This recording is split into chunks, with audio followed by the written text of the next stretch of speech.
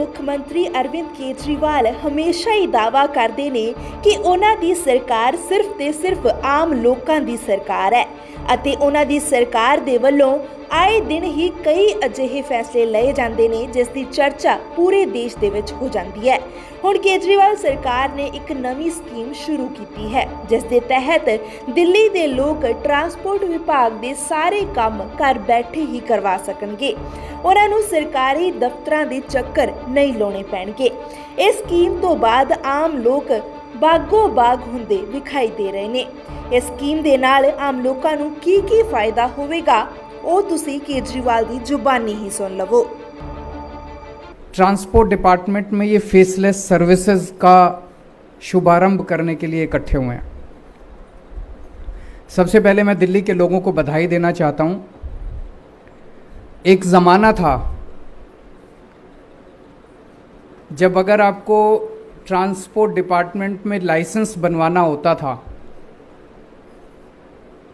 तो घर के अंदर बड़ी टेंशन होती थी कि अब क्या करें, किसको पकड़ें, किससे सिफारिश करवाएं, किस दलाल को पकड़ें। छुट्टी लेनी पड़ती थी,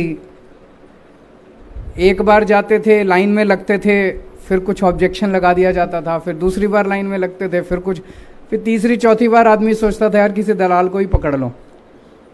फिर आदमी दलाल को पकड़ता था, बड़ा मुश्किल था काम करवाना।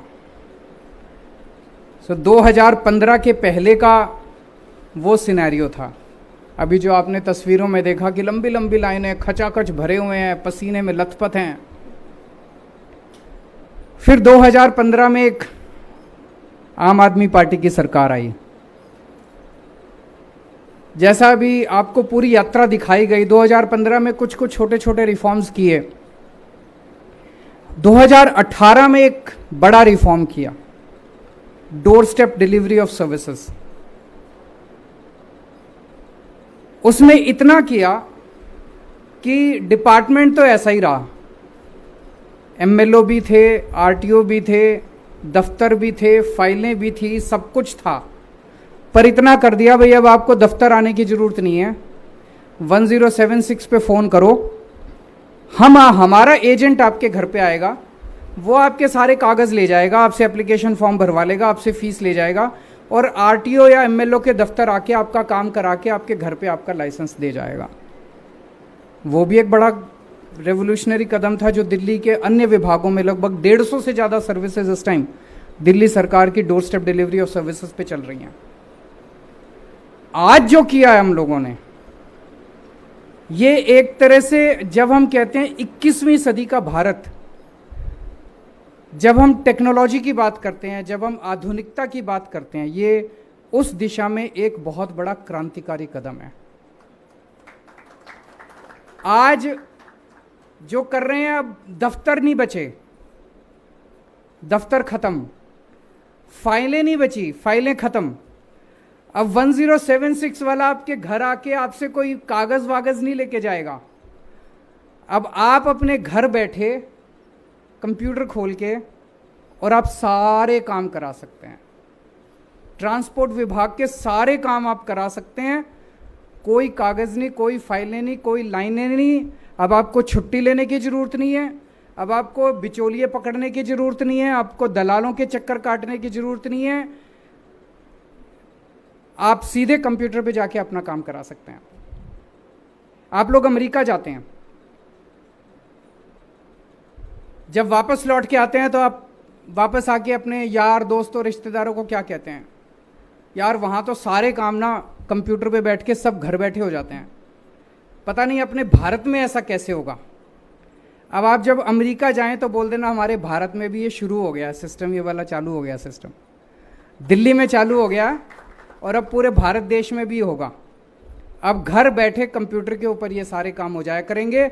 जैसा भी बताया गया, केवल 2 चीज़ हैं जिसके लिए आपको विभाग में आना पड़ेगा।